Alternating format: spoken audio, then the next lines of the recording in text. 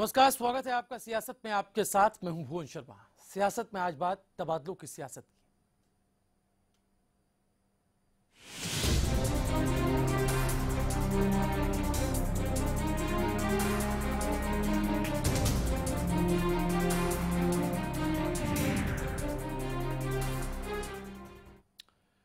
जी हां, तो सरकार नहीं लेकिन निशाने पर वही।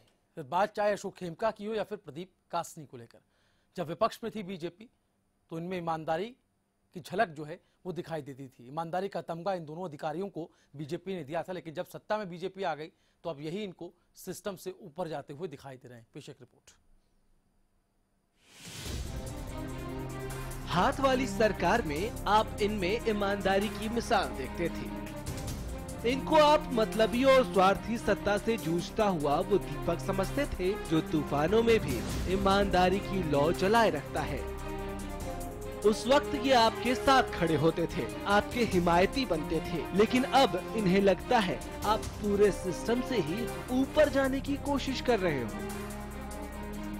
और इन्हें ये बर्दाश्त कैसे हो सकता है? ये वही माननीय है जो कभी आपको सिस्टम में सुधार लाने वाला ईमानदार योद्धा कहते थे, लेकिन सत्ता में आने के बाद अब वही तानाशाह नजर आ रहा है जो सिस्टम को ही अपने वश में करना चाहता है। खैर, ईमानदारी और ट्रांसफर की कथा पहली नहीं है। हरियाणा में ऐसी कथाएं और पटकथाएं तमाम लिखी गईं। विपक्ष में रहते ईमानदारी का तमगा दिया, लेकिन अब इस तमगे को छीनकर ट्रांसफर का ठप्पा लगा रहे हैं। साहब, आपको महंगा पड़ा। मेडिकल कॉलेज के निर्माण का हिसाब मांगना, आपको दूसरों के लिए लिए गए फैसलों की भी सजा मिली। क्यों आपने जहमत उठाई भ्रष्टाचार और धांधली को उजागर करने की? आपको नहीं मालूम कि सत्ता का ध्रुवीकरण भ्रष्टाचार की ही धुरी पर होता है? भ्रष्टाचार नहीं तो सत्ता की कल्पना भी नहीं। ये कहते तो हैं कि भ्रष्टाचार मुक्त प्रदेश देंगे, तो फिर आपको क्या फिक्र है? आप अफसर हो, अफसर बनकर राज करो। हाँ, अगर आईएएस बनने के पीछे सत्ता में, व्यवस्था में सुधार लाना ही आपका मकसद है तो फिर 46 क्या 64 तबादले भी हो जाए तो भी आप ईमानदार ही रहना, क्योंकि ईमानदारी का तमगा ये सियासतदान नहीं देते, जनता देती है। Bureau report, Haryana news.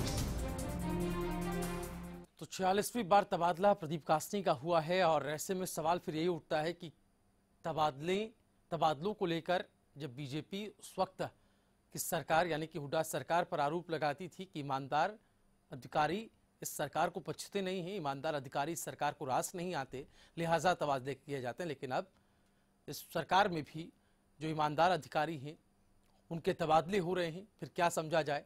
क्या वाकई में अब जो जीरो टॉलरेंस, भ्रष्टाचार को लेकर जीरो टॉलरेंस की बात करती है जो खट्टर सरकार, क्या उसको भी अब ईमानदारी रास नहीं आ रही?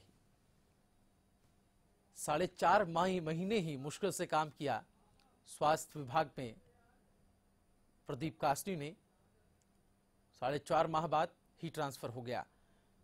इसके पीछे एक बड़ा बयान दिया बीजेपी के प्रदेश अध्यक्ष सुभाष बराला ने। उन्होंने कहा कि जो सिस्टम से ऊपर उठने की कोशिश करता है, जो सिस्टम से ऊपर जाने की कोशिश करता है, उसको परेशानी होती ही है। एक बड़ा बयान इस ओर दिया। और सरकार और अफसरशाही में टकराव की बातें कोई नई नहीं है, पहले भी इस तरह की बातें उठती रही हैं। लेकिन सवाल ये है, क्या तबादला करना इसका समाधान है? और फिर क्यों तबादला किया गया, इतनी जल्द तबादला प्रदीप कासनी का? इसके पीछे की वजह क्या है? स्वास्थ्य मंत्रालय जिनके अधीन है अनिल विज, स्वास्थ्य मंत्री, उनसे भी परमिशन नहीं ली गई। और अनिल विज से जब ये पूछा गया तो उन्होंने कहा ये मुख्यमंत्री का विशेषाधिकार है और उनके ये अधिकार क्षेत्र में आता है, लिहाजा वो कुछ नहीं कह सकते। लेकिन अनिल विज भी लगातार ईमानदार अधिकारियों को अपने डिपार्टमेंट में जगह देने की बात करते रहे हैं, फिर चाहे वो अशोक खेमका हो या फिर प्रदीप कासनी। हमारे साथ पूर्व आईएएस एसपी गुप्ता साहब फोनलाइन पे हैं। गुप्ता साहब, स्वागत है आपका। धन्यवाद जी। गुप्ता साहब, ट्रांसफर को लेकर हम बात कर रहे हैं। ये समझना चाह रहे हैं कि प्रदीप कासनी 46वीं बार उनका ट्रांसफर हुआ है, 4.5 माह उन्होंने काम किया एक विभाग के अंदर, इतना जल्दी ट्रांसफर। हालांकि इस पर खुलकर कोई भी कुछ नहीं बोल रहा है। आज सुभाष बराला जो कि बीजेपी के प्रदेश अध्यक्ष हैं, उन्होंने ये कहा कि जो सिस्टम से ऊपर उठने की कोशिश करता है उसको परेशानी झेलनी ही पड़ती है। इस बयान का क्या मतलब आप निकाल रहे हैं प्रशासनिक पहलू में? अगर इसको देखा जाए, सिस्टम से ऊपर उठने का क्या मतलब हुआ? नहीं, देखिए, ये जो बयान आया ये बड़ा दुर्भाग्यपूर्ण है जी। ऐसा नहीं बोलना चाहिए। कोई भी ट्रांसफर होती है उसमें एक तो पब्लिक इंटरेस्ट देखा जाता है जी, और अगर टाइम से पहले कोई भी ट्रांसफर हो तो उसमें जस्टिफाई होनी चाहिए भी उसका कारण क्या है जी। और देखने में यह सरकार कभी कोई कारण तो बताती नहीं। और जैसे इन्होंने अब जैसे बयान आ रहे हैं इनके, तो मैं समझता हूँ ये इन जो है ऐसे बयान नहीं देने चाहिए जी। और क्योंकि देखिए ऐसे बयान देकर उसको ये इस विषय को ना ज्यादा और विवादित बनाते हैं, विवादित बना रहे हैं। चलिए, एसपी गुप्ता साहब बने रहिए हमारे साथ। वीरेंद्र चौहान जी बीजेपी नेता फोन लाइन पर हमारे साथ हैं। वीरेंद्र चौहान जी, स्वागत है आपका। वीरेंद्र जी, आवाज आ रही है आपको?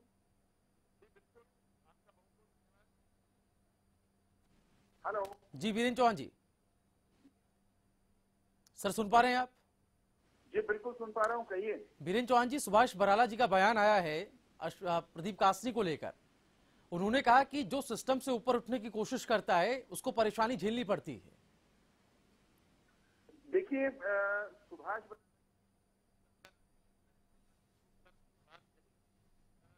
तो जो सटीक प्रतिक्रिया तो उस पूरे बयान और उस संदर्भ के को सुनने के बाद ही दी जा सकती है जी, परंतु प्रदेश अध्यक्ष जी ने अगर कोई बात कही है हाँ, तो निसंदेह उनके पास इस तरह के कुछ इनपुट्स रहे होंगे जिस पर उन्होंने टिप्पणी की है ये।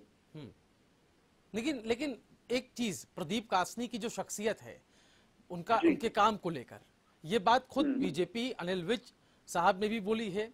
जब बीजेपी विपक्ष में थी तब प्रदीप कासनी हो, अशोक खेमका, उसको लेकर कहा गया था कि एक ईमानदार अधिकारी हैं जो कि व्यवस्था में भ्रष्टाचार कैसे कम हो उसको लेकर कोशिशें करते रहते हैं और उनकी सजा इनको तबादलों के तौर पर मिलती है। आपको लगता है 4.5 माह एक विभाग में काम करना और उसके तुरंत बाद तबादला हो जाना ये एक अधिकारी के लिए सही होता है कि उस विभाग को समझने, उस विभाग में जो खामियां हैं, जो बदइंतजामियां हैं, उसको दुरुस्त करने के लिए वो पूरी मेहनत लगाता है, लेकिन तुरंत उसका तबादला कर दिया जाता है? ये ठीक प्रक्रिया आपके हिसाब से? देखिए, एक बात तो ये समझने की है जी कि जैसे प्रदीप कासनी जी के बारे में आपने कहा कि हम पहले कह रहे थे, सत्ता में विपक्ष में रहते हुए भी हमने कहा, हमारे कुछ नेताओं ने कहा कि वो ईमानदार अधिकारी हैं और केवल हमने नहीं कहा। प्रदीप कासनी की ईमानदारी को लेकर के मुझे नहीं लगता कि अभी हाल तक किसी भी राजनीतिक दल ने वो सत्ता में हो या सत्ता से बाहर हो कोई सार्वजनिक रूप से सवाल खड़े किए हों। हाँ। आज भी जब उनका तबादला हुआ है जी, मुझे लगता है इस सरकार में उनका दूसरा तबादला है। हाँ। तो आज भी जब उनका तबादला हुआ है तो किसी ने ये नहीं कहा कि प्रदीप कासनी वो ईमानदार अधिकारी नहीं है, किसी ने ये भी नहीं कहा कि वो इनएफिशिएंट अधिकारी हैं, परंतु सरकार को अनेक चीजें देखनी होती हैं, प्रशासनिक कारण होते हैं। जैसे ही पब्लिक इंटरेस्ट में अधिकारियों की उपयोगिता जहां जहां होती है उसको आगे पीछे करना, एडजस्ट करना, वो सरकार के मुखिया को देखना होता है, निर्णय करना होता है। और हर तबादले पर हम यूं बैठ करके विस्तार से चर्चा करें और हर तबादले पर सरकार ये एक्सप्लेन करे कि क्यों तबादला किया गया, क्यों नहीं किया गया, ये न आवश्यक है न तर्क संगत है। नहीं, जब मैं सिर्फ इतना समझना चाह रहा हूं वीरेंद्र चौहान जी, जब यही तबादले कांग्रेस में हुआ करते थे तब भी चर्चाएं होती थी और तब आप ही की पार्टी थी जो यह सवाल उठाती थी कि ईमानदारी की सजा तबादले के तौर पर प्रदीप कासनी, अशोक खेमका जैसे सरीखे ईमानदार अधिकारियों को मिली है। 4.5 माह आपको लगता है कि विभाग में वो काम कर रहे हैं और उसके बाद तुरंत उनका तबादला कर देना ये ठीक है? आपको ये लगता है? मैं स्पष्ट करता हूं जी कि कांग्रेस के कार्यकाल में उनका जब तबादला हुआ आखिरी चरण में और जिसको लेकर के खूब चर्चा हुई मीडिया में हुई, भले ही वो कासनी जी का तबादला हो या अशोक खेमका का तबादला हो, ये ऐसे तबादले थे जिनमें स्पेसिफिक इश्यूज को लेकर के मुद्दों को लेकर के चीजें बिल्कुल सतह पर थी। विशेष कारणों से उनका तबादला किया गया था और वो बिल्कुल सब लोग जानते थे उन विषयों को। ऐसी कोई स्थिति कम से कम इस तबादले के बारे में आज यहाँ पर ये बात निकल करके आ रही है, जो करनाल में कल्पना चावला मेडिकल कॉलेज है, दरअसल उसमें जो अनियमितताएं उसके कंस्ट्रक्शन में वहां पर जो काम हो रहा है उसको लेकर जो बढ़ती जा रही है, उसकी रिपोर्ट जो है उसमें एक्टिव बहुत हो गए थे प्रदीप कासनी, उसको उजागर करने के लिए, उसको जानने के लिए। साथ ही साथ एएनएम वाला जो मामला है जिसकी परीक्षा रद्द करने की बात कही गई, ये कहा गया कि स्वास्थ्य विभाग का ही ये फैसला था, लेकिन जिसका ठीकरा प्रदीप कासनी के ऊपर फूटा। क्या आप ऐसा मानते हैं, ये सही है? देखिए, ये महज मीडिया रिपोर्ट्स हैं और मीडिया रिपोर्ट्स भी ऐसी हैं जिनमें जरूर लिखने वालों ने भी ये लिखा सूत्रों के अनुसार जी। कोई किसी इस तरह के कोई प्रमाणिक बात कही नहीं है कि किसी एक स्पेसिफिक मामले के कारण प्रदीप कासनी का तबादला हुआ है जी। रही बात कुछ अनियमितताओं की, आप बात कर रहे हैं कि मान लीजिए कल्पना चावला मेडिकल कॉलेज के निर्माण में कहीं कोई अनियमितताओं की कोई बात है या वो उसकी जांच कर रहे थे। हम एक बात निश्चित तौर पर कह सकते हैं, दावे के साथ कह सकते हैं कि किसी विभाग में अधिकारी प्रदीप कासनी रहें या उनके स्थान पर XYZ रहें, इस सरकार ने ये तय किया हुआ है कि गड़बड़ झाला हम कहीं पर भी होने नहीं देंगे। सरकार के मुखिया स्पष्ट रूप से ये बात पहले दिन से कह रहे हैं और जिस महकमे की आप बात कर रहे हैं उस महकमे के मंत्री की छवि और उनके काम करने का अंदाज भी बहुत लोगों के सामने है। लोग उससे बड़े प्रसन्न हैं। लेकिन वीरेंद्र चौहान जी, मेरे लिए वक्त एक ब्रेक का है, लेकिन ब्रेक पर जाने से पहले मैं आपसे इतना जानना चाहता हूँ, 46वीं बार ये तबादला हुआ है, एक अधिकारी को जो पहले से ही तबादलों से ग्रसित है, तबादलों का दंश झेल चुका है, उसको फिर से तबादला देना आपको लगता है ये ठीक है? इस पहलू से अगर देखें तो मैं फिर कहूंगा कि किस अधिकारी से कहां पर काम लिया जाना है ये उसके विभागाध्यक्ष या सरकार के मुखिया को तय करना है। अधिकारी कर्मचारी के बारे में ना तो उसको स्वयं तय करना होता है और ना मैं या आप जो सरकारी तंत्र के प्रत्यक्ष हिस्से नहीं हैं, हम तय नहीं कर सकते, हम चर्चा मात्र कर सकते हैं। और मुझे नहीं लगता कि ये इतना बड़ा विषय है जिस पर घंटों तक चर्चा हो। ठीक है, बहुत शुक्रिया वीरेंद्र चौहान जी आपका हमारे साथ बातचीत करने के लिए।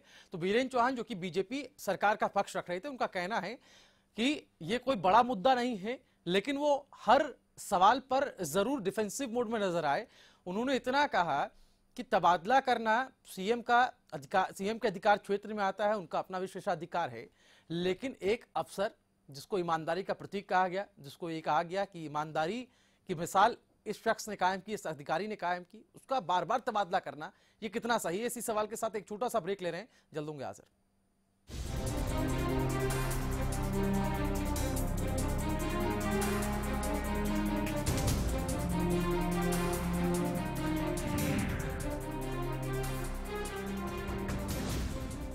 क्या आपका पशु बार बार फूल दिखाता है और बार बार फिर रहा है? इसका मतलब है कि उसका गर्भाशय कमजोर है।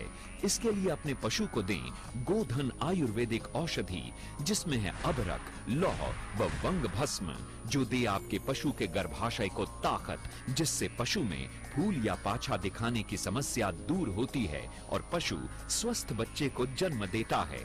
गोधन का पूरा कोर्स, एक विश्वसनीय औषधि। आज ज्यादातर किसानों ने अपने खेतों में सरताज जिप्सम का इस्तेमाल करना शुरू कर दिया है। ताड़ के वक्त मैंने सरताज जिप्सम डाली थी, जिसका मेरा बहुत रिजल्ट बढ़िया निकला है।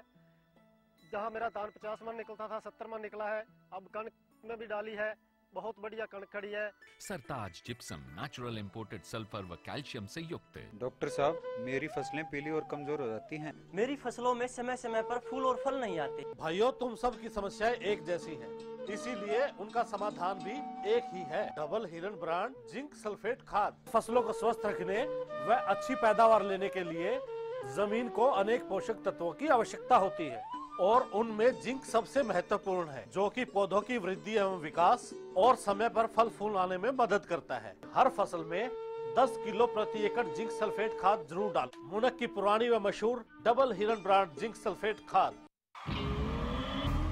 हरियाणा न्यूज प्रेजेंट्स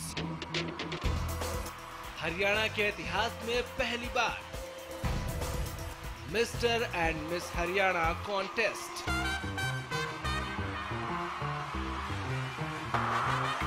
विजेता को दिया जाएगा बॉलीवुड की अपकमिंग फिल्म में काम करने का मौका।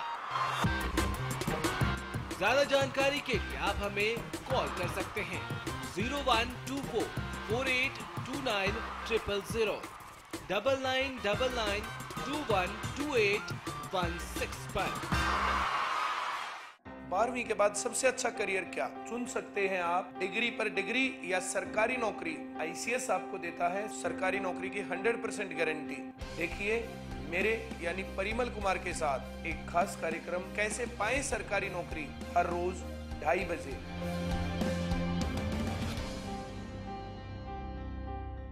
क्या आपका पशु बार बार फूल दिखाता है और बार बार फिर रहा है? इसका मतलब है कि उसका गर्भाशय कमजोर है। इसके लिए अपने पशु को दें गोधन आयुर्वेदिक औषधि, जिसमें है अबरक, लौह व वंग भस्म, जो दे आपके पशु के गर्भाशय को ताकत, जिससे पशु में फूल या पाछा दिखाने की समस्या दूर होती है और पशु स्वस्थ बच्चे को जन्म देता है। गोधन का पूरा कोर्स, एक विश्वसनीय औषधि। यहाँ का जो स्वाद है झज्जर की तरफ खींच लाया है। ताऊ तो गए हैं अपनी पगड़ी शगड़ी बंधवाने के लिए और मैं यहाँ पर भुट्टे का मजा ले रही हूँ। हमें दिखाई दिया एक रेस्टोरेंट और ताऊ कौन सा है वो रेस्टोरेंट? कोई नहीं, खास खिला देंगे, अरोमा स्पेशल खिला देंगे। बड़ा अच्छा बनाते हैं, जिसके अंदर शाही पनीर होगा, दाल मखनी होगी, स्पेशल पनीर भुर्जी जो है वो होगा और काफी आइटम है। शेफ के पास चलते हैं और पूछते हैं कि शेफ आखिरकार बना क्या रहा है। शेफ क्या बना? अभी हम जी कढ़ाई पनीर बना रहे हैं। चावल, दाल, पनीर टिक्का मसाला, बूंदी रायता। तो खाने की टेबल पर मैं मौजूद हूँ। पर कुछ लोग, कुछ ग्राहक भी हैं। और हम तो बचपन से यही मिठाई खाते आ रहे हैं। खीर बनाती हूँ उनके लिए। और लेके आया हूँ दूली चंद हलवाई के दौरे। मुझे मीठा खाना है। किसी से ही बात करोगे तो बर्फी के नाम से ही पहचाना जाता है। जो भाई के लेना आया तू? भाई बर्फी लेना है। आपकी क्या प्लान? अरे मैंने हाथ डालन दे अंदर। हाँ यो बात। चलो सवाल लाना का।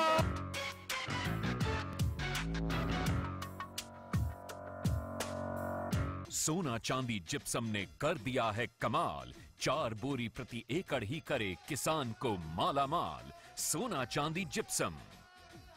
सोना चांदी जिप्सम ने कर दिया है कमाल। 4 बोरी प्रति एकड़ ही करे किसान को माला माल। सोना चांदी जिप्सम। तेरा मुझसे प्यार ना छूटे, रिश्तों का ये बंधन न टूटे, कल भी आज भी कल भी। देश की सेवा करता हूँ, इसीलिए मुझे जरूरत है माँ के आशीर्वाद की और श्री गोविंद घी की, जो तुम्हें स्ट्रॉन्ग रखता है।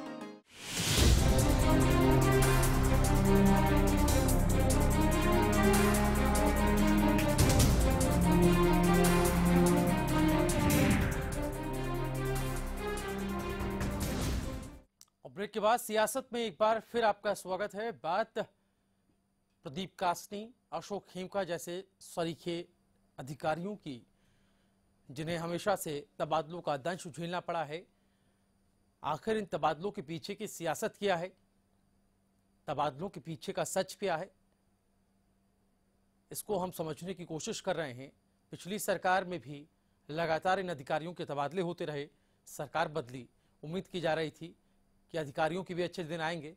अधिकारियों को भी, जो ईमानदार अधिकारी हैं, जो व्यवस्था में सुधार लाने की पहल कर रहे हैं, कोशिश कर रहे हैं, उनको कम से कम सरकार राहत देगी, उनका साथ देगी। लेकिन यहाँ पर भी जो है तबादलों का सिलसिला इन अधिकारियों का जारी है। प्रदीप कासनी साहब का 46वीं बार तबादला हुआ है। अभी लेखागार विभाग जो है उन्हें वहाँ भेजा गया है। स्वास्थ्य विभाग में थे, 4.5 महीने ही काम किया और 4.5 महीने बाद ट्रांसफर कर दिया गया। इसको लेकर सियासत तब ज्यादा गर्मा गई जब बीजेपी के ही प्रदेश अध्यक्ष सुभाष बराला ने यह बयान दिया कि जो सिस्टम से ऊपर उठने की कोशिश करता है उसको परेशानी झेलनी ही पड़ती है। इस बयान के बाद अब कई मायने इस बयान के निकाले जा रहे हैं। आपको बता दें कि जो खबर है वो ये है कि करनाल के कल्पना चावला मेडिकल कॉलेज में अनियमितताएं बरतने की सूचना जो है वो प्रदीप कासनी साहब को मिली थी। इस बाबत कई रिपोर्ट्स उन्होंने मंगाई थी, जांच करने की कोशिश वो कर रहे थे। ये कहा जा रहा है कि उनके ज्यादा एक्टिव होने के कारण ये स्टेप जो है सरकार ने लिया है। वहीं दूसरी ओर एएनएम परीक्षा रद्द करने के लिए भी प्रदीप कासनी को ही जिम्मेदार ठहराया जा रहा है, जबकि आपको बता दें ये फैसला स्वास्थ्य विभाग की तरफ से लिया गया है। तो प्रदीप कासनी हो या चाहे अशोक खेमका, ऐसे तमाम ईमानदार अधिकारियों को ईमानदारी का तमगा खुद बीजेपी ने विपक्ष में रहते दिया था, और जब इनका तबादला उस वक्त की हुड्डा सरकार ने किया तो यही बीजेपी जो है वो उस वक्त की सरकार को घेरती थी और ये कहती थी कि इनको ईमानदारी रास नहीं आती, लिहाजा ईमानदार अधिकारियों को ये सरकार परेशान करती है। लेकिन सत्ता बदली, बीजेपी सत्ता तक पहुंच गई, लेकिन हालात इन ईमानदार अधिकारियों के नहीं बदले। यहां पर भी ट्रांसफर जारी है, बीजेपी अब खुद इन ईमानदार अधिकारियों का ट्रांसफर कर रही है।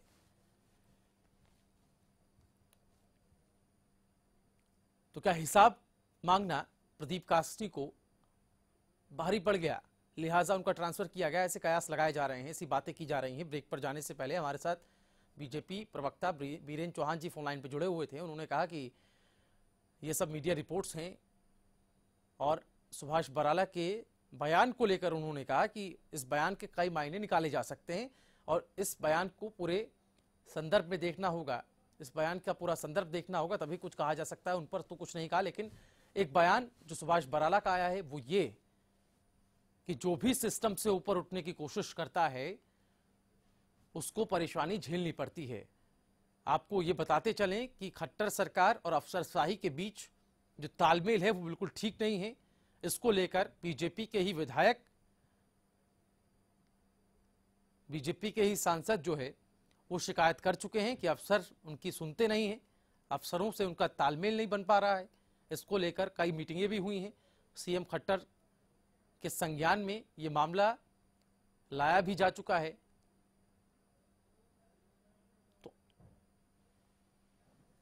सवाल यही है कि जो खट्टर सरकार भ्रष्टाचार को लेकर जीरो टॉलरेंस की बात करती है, फिर वो क्यों ईमानदार अधिकारियों को का तबादला कर रही है? क्या उसे ईमानदारी रास नहीं आ रही है?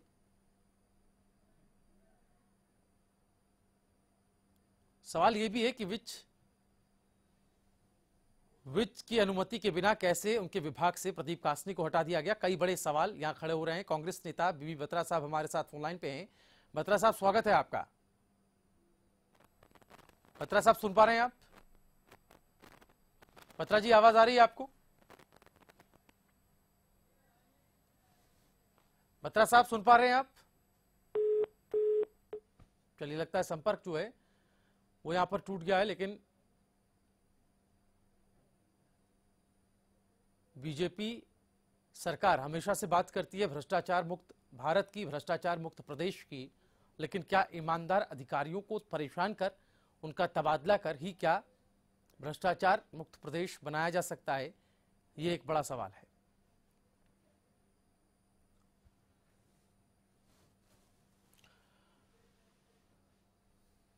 तो चलिए, इसी के साथ फिलहाल सियासत में इतना ही, लेकिन हरियाणा न्यूज पर खबरों का सिलसिला लगातार जारी है। नमस्कार।